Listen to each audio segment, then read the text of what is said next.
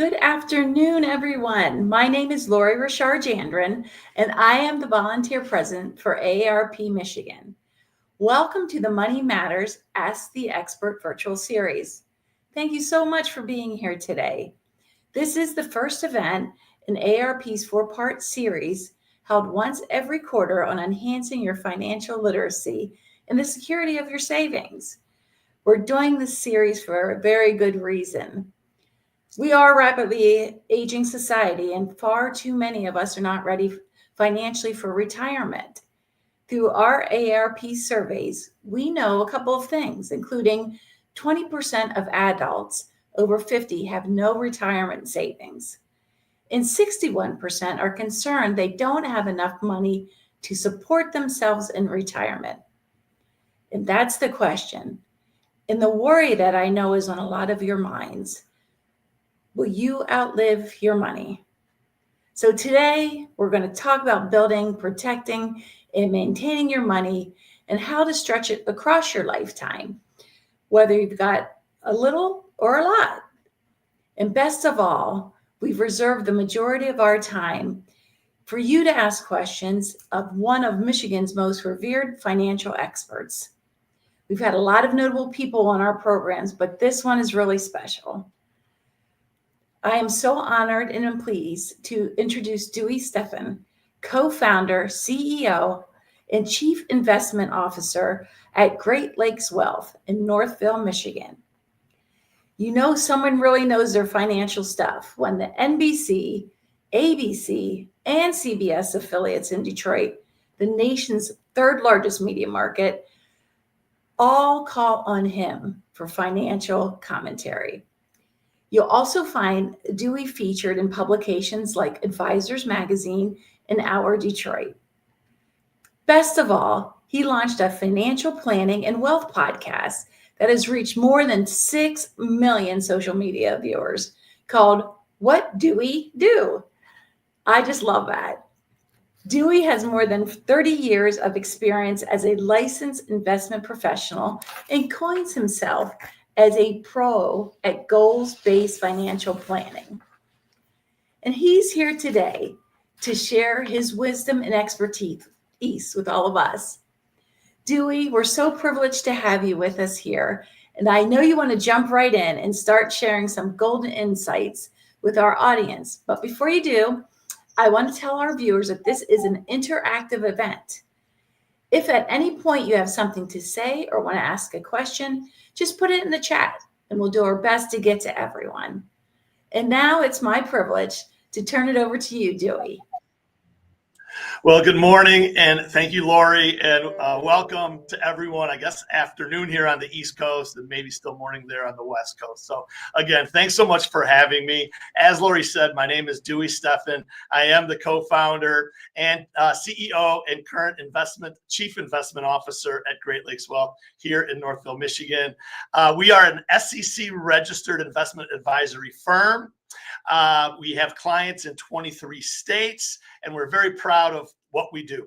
And so for today, as we kind of dive into things, investing or financial planning or retirement, I mean, these are things that, we could talk not only for minutes or hours or days, but we could probably talk for weeks, months, and years. So I'm going to do what I can in the next 10 minutes or so, just to kind of give an overview of maybe, a state of things as they stand right now. And then we'll get into maybe some of the details with some of the questions that come in. And so there will be some things that I certainly miss in these opening comments. So again, if I miss anything, you can email me after the show at info@greatlakeswealth.us, INFO, and we'll be happy to answer any specific questions that you may have, as well as you can even ask them during this broadcast after the prepared remarks. So with that, let me get into it. And we always say around here at Great Lakes Wealth, if you fail to plan, you plan to fail. And as complicated as that might seem or not seem, it really is complicated because, again, planning is details. Planning takes time. Planning is something a lot of us don't want to do, but planning absolutely matters. So again, a good plan is a great place to start. And as it relates to everyone here in AARP land, I also have some good news. Okay, we all may be 50 plus. We all may be entering, the sunset years. But what we at Great Lakes Wealth have found is a new table defining your age. And 0 to 39 years old is what we have determined as young. 40 to 79 years old, we've determined is middle age. And 80 to 119 years, we've determined that is our mature audience. And then those that are 120 plus, well, yes, now you're on the cusp of old age, okay? So we have longevity on our side, we have time on our side, and we need to make a good plan so we do not outlive our money. So with that, I'm going to kind of go through some key themes that we talk about here very briefly, and then again, we'll get into maybe the weeds with some of the comments. But we always start by asking, and again, with this audience today, there's a broad base of individuals, over the spectrum. So we always start with, are you trying to get rich or are you trying to stay rich? Do you have enough currently to live the retirement of your dreams, or are you maybe a little bit behind? Hopefully not a lot behind, but you're trying to get there. So we always ask, are you trying to get rich or are you trying to stay rich? Also, that would kind of go along with saying it a different way, which is, are you trying to grow your wealth or are you trying to protect your wealth? So however you want to think about it, those are the terms that we kind of start in. And with the comments today, I'll kind of touch on both because I certainly don't know where everyone currently stands. Okay, so when we talk about what would be the next step, you also want to determine what it is you're trying to accomplish beyond that. Are you trying to protect what you have? Are you trying to, as we said, grow what you have? Are you trying to live off of what you have, as we just said? Or also maybe you're trying to pass on what you have for the next generation and your legacy. So those are all, again, complicated topics that we could get into, and we're not going to go down the rabbit hole of a lot of them. We're not today going to talk about healthcare considerations. We're not going to talk about lifestyle plans and travel and other activities you could get into. We're not going to talk about estate planning or your legacy in any detail. And we're not going to talk about your Social Security or other income benefits that you can receive and when or why you should take them in my prepared comments. And also, again, there are tax implications when you do withdraw from any of your accounts. So we always say, talk to a professional, seek counsel to make sure that the decision being made is the best one for you in your specific situation. Okay. So with that, we're going to talk about the income side. We'll talk about the debt side, and we'll talk about, again, the investment side. But to start with, you want to know where you're at before you know where you're going. So with that, we need to start with an analysis of what we currently have in assets and an analysis of what we currently have in liabilities. And so you want to grab all your statements, your 401ks and 403bs, your IRAs, your pension statements, the Social Security benefit statements that you may have, as well as any property and deeds, life insurance, everything else that you would have, including your bank accounts, etc., to understand what you have on the asset side of the equation. But we also need to understand the liability side of the equation, and that is a fancy word for debt. So we need to understand, do we still have a mortgage? Do we have credit card debt? What other debts may we have that are out there? So that's also part of the equation. Your assets minus your liabilities equals your net worth. So that's something for you to understand of where you currently are. And that's a homework assignment. That is some of the planning. And that is some of the work that you need to put into this. After you determine your assets and your liabilities, now we need to understand, what is our cash flow? What is our income? Are we still working? Maybe we have passive income. What are the streams of our income? But also couple that with what is on the expense side. What are our expenses? Our daily living expenses, our quarterly or annually recognized expenses that are out there. So when we build a budget, we really don't need to know details on our assets and our liabilities as much as the budget is what is our monthly cash flow or income, minus our monthly expenses. And that would give us our monthly budget. And then need to replicate that for a quarterly basis, maybe semi-annually, but certainly on an annual basis. And so again, the budget is very important as a starting place. That's where we begin when we want to start the financial plan.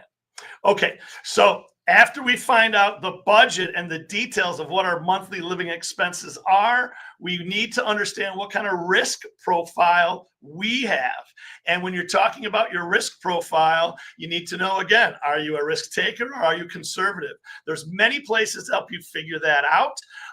Some are on the internet, but be careful of what you find on the internet. But there are websites you can go to, including ours at greatlakeswealth.us. We have something at the top called Riskalyze, where you can put in some data and find out what your risk profile may be, as well as at the bottom of our website, there are other calculators. You can certainly, again, talk to a professional to find out your risk situation. Okay, so we're going to kind of get into some of the investing ideas and themes that are out there. But finally, before we do that, there are two things we need to understand. We need to understand about having an emergency fund. The number one thing we think about besides investing is the emergency fund of 3 to 6 months of living expenses. So back to the budget, times the monthly budget by 3 or by 6, and that is your 3 months or 6 months of living expenses, and put that into a emergency account at a bank, a savings account at a bank, and hopefully try high yield or money market accounts that are out there. After you have your 3 to 6 months of savings set aside for an emergency, then you want to delete any bad debt. In this day and age, interest rates have certainly risen over the last few years. We believe they will start to come down, but any debt that you have out there that is over 20%, credit cards, unsecured loans, etc., absolutely find a way to pay them off before you start trying to figure out how you'll invest. And then second, any other debt that may be between 10 and 20%, also consider paying that off before we really talk about investing. And the last comment on that, I believe it's Mark Cuban who once said, what's the easiest way to make 16.99%? It's pay off a 16.99% credit card. So think about that as we move forward. Okay, thank you. So along as we get into investing for success, after your emergency fund and after you've deleted the bad debt, let's invest for success. And before we just dive on in and do it, we need to understand, again, what are we investing in, but also how is it going to be titled? So the type of account also plays a role in what we're doing. Is your account a joint account, joint tenants' rights of survivorship, individual account, IRA, Roth IRA, 401k, 403b? All of these different account types have different rules associated with them in terms of if you can invest, how much you can invest, how it's treated tax-wise, what's the accessibility, and actually who even owns that account. So let's kind of get into it a little bit further and talk about some of the additional opportunities that you'll need to move as we go down the road. Okay, so no matter what your risk profile is, you're either a conservative, moderate, or aggressive investor. And however that plays out, and maybe you're a combination, there are investment solutions for you. And along with those solutions, we need to make sure that we really have a diversified portfolio. And diversification means not all of your eggs in one basket. There's a cliche out there that goes back many, many decades. So we want to have diversification that spreads out our risk, that also allows us to have a piece of our puzzle that may be longer term and can grow more, but also if there's bumps in the road or valleys along with the hills, it won't affect our current short-term status. Again, back to the 3 or 6 months of living expenses. So we do want to understand what type of investor we are, and then look at having a diversified portfolio. And there are several ways that you can begin building your diversified portfolio. Okay, so along with that, we could talk about a pie chart. Decades ago, there was an easy investing pie chart consisting of stocks, bonds, and cash. So you had a pie chart equal to 100% of your pie, and it was stocks, bonds, and cash. Well, now there are so many other subsets. We'll talk about just a few to kind of get the light bulb in the brain. Stocks, bonds, cash. How about real estate? How about gold and precious metals? And how about private investments? And also, how about this new category called digital assets, which also includes cryptocurrency? Okay, so we need to look at our own personal situation. Again, talk to a professional, do the work necessary to understand the different categories and understand how they may be part of your investment plan moving forward. Okay, so with everything we do, we want to start safety first and then stack on top of that more risk, which could mean more return, but making sure we have a solid foundation, very similar to if you're building a home.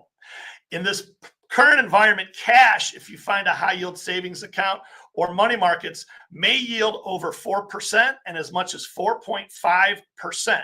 So my number one investment idea for 2025 is that cash is still king. If you could take all of your investments in the perfect world and put them on a table or put them on a shelf or put them on your bed and get 4.5% interest on all of it, that's a great place to start. 5 years ago, when we were entering COVID, cash rates went down to zero as the Federal Reserve tried to help us navigate through that perilous time.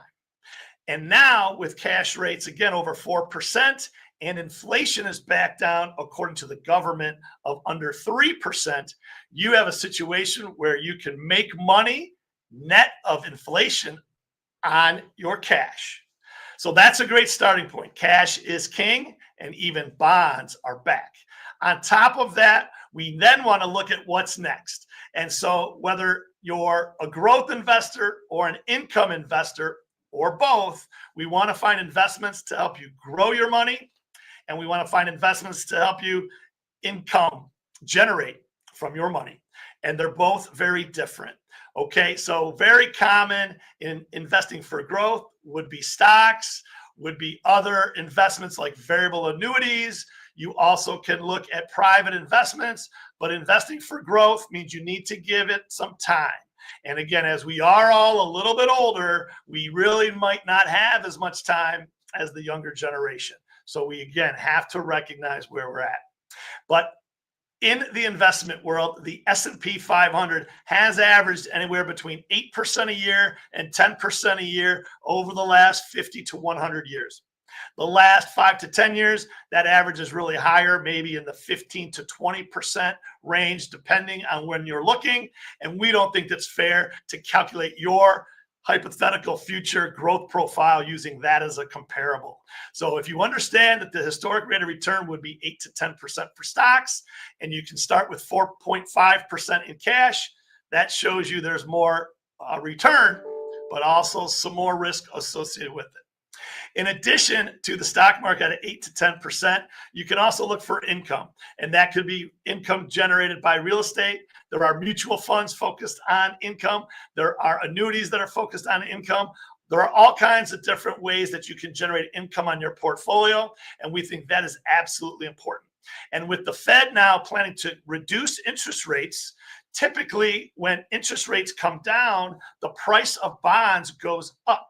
And that is also why I mentioned earlier that bonds are back.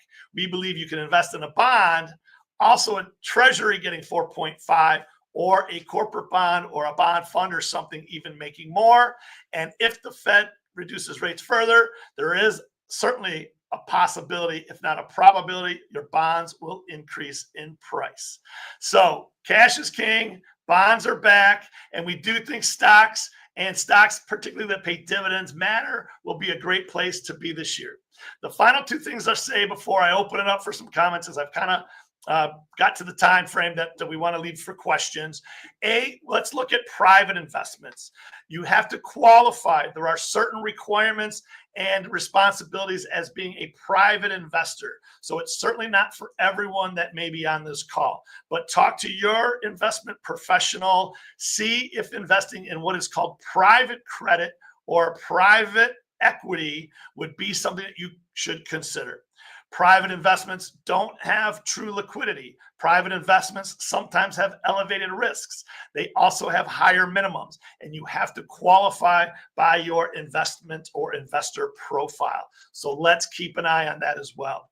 And the last category that we'll talk about would be this other category of speculative or alternative investments. And in this category, we would talk about gold and precious metals. We would also talk about this thing called digital assets, and that would be your cryptocurrency. That would be your investments in AI, cybersecurity, fintech, virtual reality, etc. So future technology, consider digital assets, and also precious metals and other investments that may not be liquid, that may not pay dividends, but certainly could be important in your portfolio. With these types of ancillary investments, the final few that I mentioned, the privates, the alternatives, as well as the ones that are not necessarily liquid or higher risk, typically we start with a much smaller piece of your pie into those. We would recommend really no more than 5% in any one of those categories. And if you think that you might be in a category or a space to do more, again, talk to your investment professional. Okay, well, with that, I think I'll kind of wrap it up. And a few things that I'll say to wrap it up would be, we want to understand that you need to build your budget. You need to come up with a plan. You need to put 3 to 6 months in a savings or emergency account, and then delete bad debt, and then look to invest for success. And I gave several options of where you can go to invest for success. And with that, I'll just say that as we're all entering our golden years, and we have done so much with what we need to do looking forward to the future, we are just getting started. So with that, I think I'll turn it back over and see if there's any questions out there or anything we can get into. Wow. Thank you so much, Dewey. That was such great information. I love the shout outs. I made some notes here for just myself too, so I can move forward in a good way. So now we're going to go to our audience. They have questions, and I know there's a lot of them. So don't forget to put your burning questions for Dewey into the chat. And we're going to start with a question from Carl. And his question is, Dewey, who is offering a 4% return? Yeah, sure. Hi, Carl. Thank you for the question. There are many institutions I think you can go to, whether it's bankrate.com or other online queries for high yield savings accounts or money markets. Could be as simple as at Fidelity, other investment platforms that you can certainly find via a search. And there are absolutely multiple ones that are over 4% currently. Excellent. Thank you for that question and for that insights that we got from Dewey. And we have another question. This question is from Brett. What are your thoughts, Dewey, about fixed index annuities?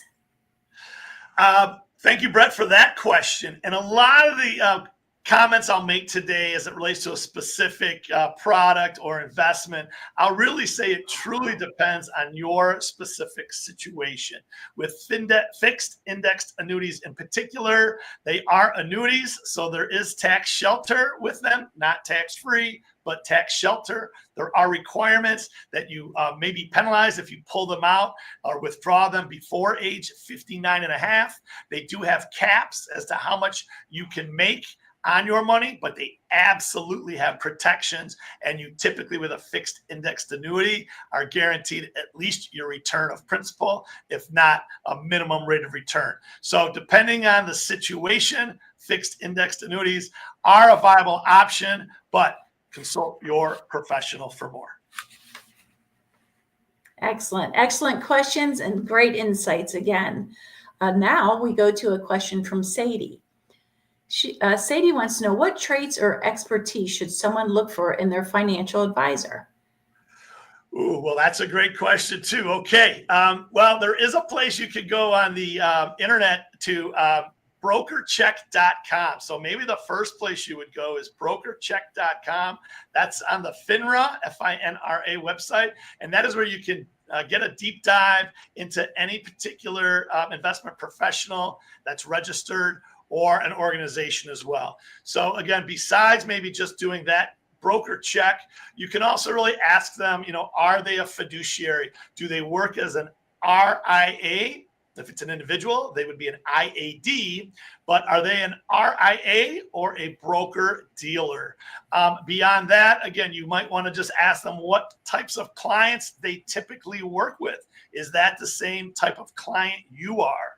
Also, what minimums do they have? What fees do they charge? Again, as we always say, an informed consumer is a great client. So again, do your work. Great question, Sadie. Thank you very much. All right. So important to have a trusted advisor to help you navigate through these waters. Very, very true. And now we go to a question from from Ellen. Ellen was up next, and she just wants to know, this is an easy one for you, Dewey. What is the name of the podcast? Oh, well, hey, thank you for asking so much. I'm appreciative. I have it on my mug here. It's called the What Do We Do podcast. It's a play on my name. We also have Great Lakes Wealth on the other side of the mug. So thank you for asking. The podcast, if I could just go up on it for maybe a minute or two, it was something that came out of COVID. At Great Lakes Wealth, we're very proud of our history in the business and things that we do to partner with our community. Our mission statement at Great Lakes Wealth is to provide Wall Street solutions with Main Street values to our clients and the communities we serve. And the podcast is a way that we can give information and provide solutions to the communities we serve. Our podcast is free of charge. Our website, fantastic information, free of charge. But as it relates to the podcast, it's the What Do We Do podcast. We have new episodes twice a month on what we call What Do We Do Wednesdays. We're in the middle of our 5th season. One episode a month, we bring on who we call a leader in the community, and we ask them what they do. So one episode a month, I'll talk about what I would do in a certain situation. The one that we just dropped 2 days ago was 5 investments to consider for 2025. So that's actually a plug to kind of continue on what we talked about so far today. You can look at it on YouTube for video or listen to it on Spotify, Apple, iTunes for the audio. And as we always say in the podcast, live your best life, be radically generous, and we're just getting started. All righty. Great. Check it out. What do we do? That's the question. And on all those platforms, we can plug in and learn everything you wanted to know, and maybe some things you didn't even know you didn't know. So excellent. Next, we have a question from Stacy. And Dewey, she's asking, do you recommend investment in silver? Very good question there, Stacy. So silver, along with gold, we would call those the 2 premier precious metals. And gold would be the king, and maybe silver would be the queen. And it doesn't mean the queen is better or worse than the king. They just have 2 different roles, just like on a chessboard. So with silver, it really, again, depends on what you're looking at and what you're looking to accomplish. But we would really consider gold the primary hedge if you're looking at precious metals as the hard asset, and silver would really be complementary to that. But absolutely, silver could have a place in your portfolio. Excellent. Who doesn't love silver and gold, right? Reminder again, put your burning questions in the chat, and you're going to have answered live and share all that great wisdom with everybody else who's joining us today. Next up, we have a question from May. And May asks, do you have a checklist for doing due diligence on a financial institution offering high interest savings accounts? Well, May, aloha to you. Thank you for that question. And I don't really know if there's a specific checklist that we have. I don't even really want to answer that with any detail in case we miss something, but definitely do your due diligence. You can, again, go online, certainly the Better Business Bureau, but all of the regulatory agencies. And again, if somebody is offering something that does sound like it's too good to be true, it probably is. And so, again, I really appreciate that question, May, but there's really a lot of different ways that you would want to check to see if they're registered with the regulatory bodies, what type of, comments are there, what type, again, of other, information is out there. Not the best answer, May, I apologize, but yes, if you do your work, you'll absolutely be able to find that solution. Awesome. And I love that she said aloha. It's probably the only state in the country without freezing cold weather. So aloha to you. So our next question comes from Layla. And Dewey, she'd like to know, what's your take on using credit cards for travel miles?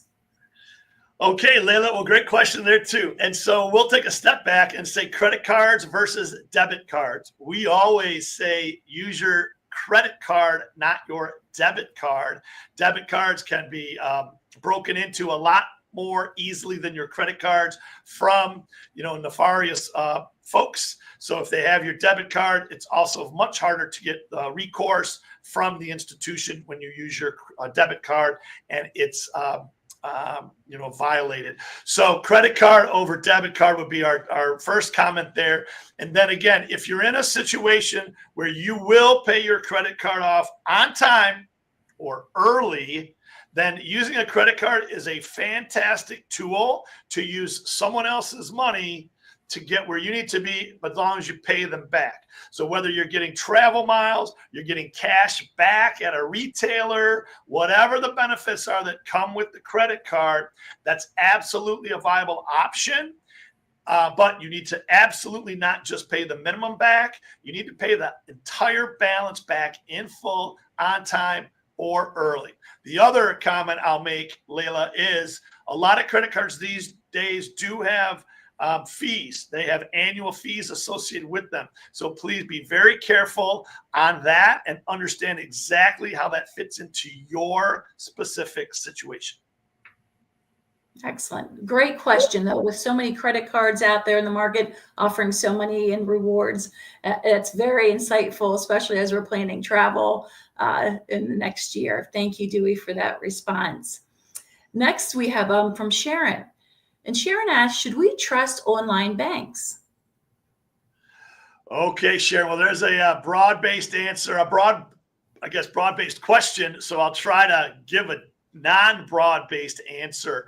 Again, I think you can certainly trust them if they are truly banks, truly validated, and actually, relevant and determined to be so. You will typically get higher rates and better access from these non-physical banks. They can save costs. Newer banks have a smaller footprint physically, and that allows them to have less expenses, etc. So the online banking world is absolutely relevant, is absolutely a place to begin in this digital age, but certainly you need to do your homework and recognize which bank you're working with. If they have FDIC insurance, that's a solid sign.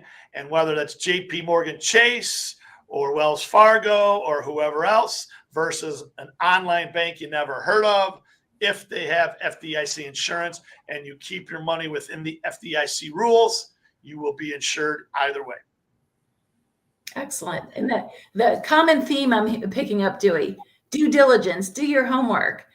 Be very, very careful because you're dealing with your savings, your life. So very great advice in many regards, but especially when it comes to financial matters. Lori, real quick, I'll interrupt and just say also, I'm 53 years young, okay? And actually, I guess middle-aged. I'm 53 years old, middle-aged. But along these lines, a lot of the questions besides what you've kind of mentioned would be, again, is it safe, but is it online versus not online? Where's the online? Can I go online? So again, I think our audience probably, again, is a little hesitant to do online things. And we certainly understand that that's nothing really new. So be careful. If you're not in your comfort zone, don't go to your get out of your comfort zone. Yeah. Stay there. So talk to, family members, certainly, again, talk to professionals. If you happen to get accounts established wherever it may be, a lot of times every single transaction can be printed on paper. And around here, we'll have clients that say, hey, I feel so bad for our postman because everything we do through Great Lakes Wealth, we have, printed off and put into the mailbox. We are now definitely into a world where a lot of those things are stored online, and you really don't need to have a paper copy of everything all the time. It's actually less secure a lot of ways, and we can talk about check writing and forging of checks versus digital and transactions in that space. So again, be careful. Yes, Lori, do your homework. And if you're not comfortable, you don't have to do something that you're not comfortable with. Absolutely. Careful, careful, careful. Okay, we have questions coming in rapidly, Dewey. So let's get right to them. Suzanne asks, please help me understand cryptocurrency in very simple terms, if that's possible. Okay, I will, Suzanne. I'm going to do my best. First of all, we have, I think, 2 educational podcast episodes on cryptocurrency. One was back to either season 1 or season 2 of the podcast. One after that. So we kind of walk through the origin and kind of the simple explanation of cryptocurrency. What I'll try to do here, and it's not actually, on point 100%. So for all the crypto experts out there, please don't send me the hate mail. I'm going to try to do this for our audience that really doesn't understand it. Okay, if you think about cryptocurrency, in this case, we'll say Bitcoin, but there is another coin called Dogecoin, or there's another coin called Ethereum. Think of them as all, for this conversation, different currencies from different countries. You have the peso, you have the Canadian dollar, you have the the real in Brazil and other places. So think about currency. It's just a different type of currency than you would have as your US dollar. Start with that. And then think about, if you're familiar with Zelle or Venmo or electronic payments through PayPal, think about it in that regard, that if you want to take your dollar and someone wants you to Zelle them, you have to take your dollar, put it into Zelle, which may be through the bank, and then it gets Zelled to the other person's account. Or if it's Venmo, you have to move the money to Venmo, and then it goes to the person. Apple Pay is a simple one, same idea. So think about cryptocurrency in this real quick conversation, Suzanne, that you're just taking your dollars, putting them into another vehicle to pay it in a different currency similar to a different country. Now, it's not a country, and again, there's different details, 100%. But hopefully that helps a little bit about it, and certainly check for more. Do your research, and hope that helps a little. And check out that podcast. I'm sure there's a wealth of information, and a lot of people are scratching their head, and there's some people very much into it. Yeah, Lori, real quick on that, I'll say a few things. We've been blessed to have folks on the podcast like Kevin O'Leary from Shark Tank. We've had on Austin Hatch, who has an amazing story, surviving not 1 but 2 plane crashes as a young student athlete that ended up going to the University of Michigan to play basketball in spite of these 2 tragic plane crashes that he survived. But in addition to those, we also, again, did our 2 episodes on crypto investing, but we also went to New York and interviewed Jan Van Eck, the CEO of Van Eck Investments, and then another interview with their chief cryptocurrency investment officer. And so that's where you can truly just get into it, through our channel. But absolutely, there's a lot of information on the internet, but talk to a professional as well. Again, talk to that professional. All right. Next up from A, just A, the letter A. A-OK. Is it okay to pay your credit card very early before the due date? And how will that impact your credit score? All right, A. Well, A probably stands for awesome. So A, great question, and I'm not really sure how it affects your credit score. I'm not a specialist on credit scores and all of that, but I will tell you that it does not hurt to pay your credit card early. So I would absolutely pay it before the due date, on the due date at the latest, before the due date for sure. If you have some questions and if there are anything called prepayment penalties, that would be maybe on a secured card or on a different type of debt vehicle. There might be a prepayment penalty on your mortgage, on other debts that you have, typically not on a credit card. But again, do your homework, understand your specific situation. But typically, unless there's a prepayment penalty, you should be fine. And it's a good thing to do. Good. Pay early. Right. Good. Great information. Couple of last questions with our time that we have left from Linda. Linda wants to know, at what age do you need to start to withdraw from your 403B investments? Okay, well, hi, Linda. Thank you for the question. And again, whether it's a 401k or 403b, and I'll let you all figure out the difference between those two, but a 403b, you can start taking out your withdrawals without a penalty at 59 and a half. There are some other rules, whether you're still working or not. So really, I guess the correct answer from me would be to talk to your current employer or whoever is the custodian or the sponsor on your 403b to get your specific situation figured out. But typically over age 59 and a half, then you can make those withdrawals without any additional penalties. There are situations you can get access to your 403b or 401k earlier than 59 and a half, but let's send you back to your plan sponsor to get the details for your plan. Great. And I'm sitting at 58 and a half. So that last year, I'm going to be thinking about these words then. It also determines if it's a Roth 403b or a traditional 403b. So there are some now Roth investments for us folks that have a retirement plan through our employer. So check on that as well. And good stuff. Good stuff. All right. Thank you, Dewey. From Victoria. Victoria asks, I'm at retirement age, and I'm wondering how long it takes to get good returns on an S&P 500 fund. Well, it all depends, I guess. And a good question. I understand it. And so we always say, is it timing or is it time in? Traditional investing is all about time in. You need to compound. It takes time to take the small acorn and have it grow to the big oak tree. So as it relates to the S&P 500, if you had invested in it January of 2024, you would have made 25% on your money by the end of the year 2024. What the future holds, we have no idea.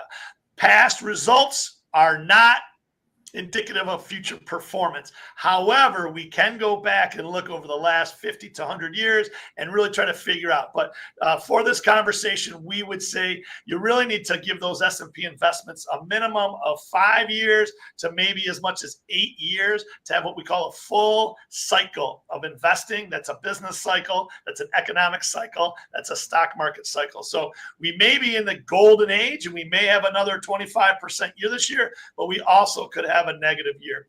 It wasn't too long ago in 2022 that the S&P, I think, was down 15% or more. So again, please talk to a professional and recognize what it is you're trying to accomplish. Excellent questions. All of these. I mean, this time has just gone by so quickly with all this great information. Dewey, will you please share again your email address and website and again the podcast? Yeah, absolutely. And thank you again for having me on. But greatlakeswealth.us is the website. And you can email us at info@greatlakeswealth.us. greatlakeswealth.us, or go to the website and there's all kinds of places to type in any messages or questions, or just doodle around and see what you come up with on your own. We just want to be part of the community. And as it relates to the podcast, that's whatdowedopodcast.com. If you want to check it out with an URL, we do have a merch store. We also have a quick link to all of our past episodes. But whatdowedopodcast.com is the URL for the podcast. But YouTube, certainly for both. Great Lakes Wealth has a YouTube channel and podcast also on YouTube. We also are very proud of our presence on Facebook, LinkedIn, Instagram, and even for these young kids, this thing called TikTok. So again, we're out there. We're very proud to be a part of today's show. We're also very proud to be a part of our community. And as we always say, live your best life, be radically generous, and we're just getting started. Oh, love it. Love it. Thank you. I can't thank you enough. Please join me in thanking Dewey Steffen for joining us today, sharing his all his knowledge, how we can get in touch with him and keep that conversation and that knowledge growing. And as mentioned earlier, this is a series that's running quarterly, with the next one scheduled for April 18th on how to outsmart scammers who are after your money. So but you'll definitely want to chime in on April 18th to find out how you can be smarter than those scammers out there.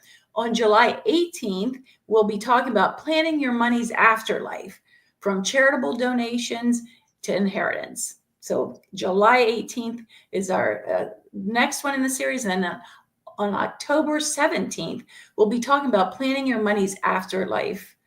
Nope, that was sorry, my mistake. July 18th, October 17th in the fall, we'll be joined by someone with the Social Security Administration on how to get the most out of Social Security that you earn, that you've paid into.